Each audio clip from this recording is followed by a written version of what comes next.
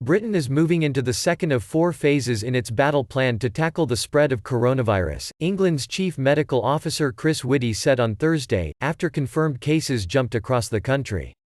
Britain has so far registered 90 cases of coronavirus, also known as COVID-19, which started in China, but has held off from introducing measures to restrict movement or to cancel large gatherings for fear of hurting the economy. Prime Minister Boris Johnson says he is optimistic that Britain is well prepared to cope with the spread of the virus, but early on Thursday regional airline Flybe became one of the first big corporate casualties of the outbreak. Health Minister Matt Hancock said the coming weeks would be tough. But with calm heads and clear determination, together we can see it through.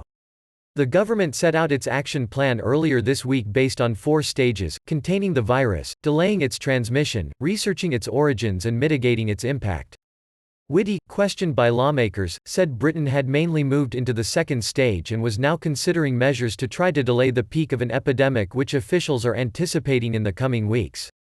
The original plan was very much predicated on the idea of an LSQUO. If it could be controlled in China and contained everywhere else, this virus might go away.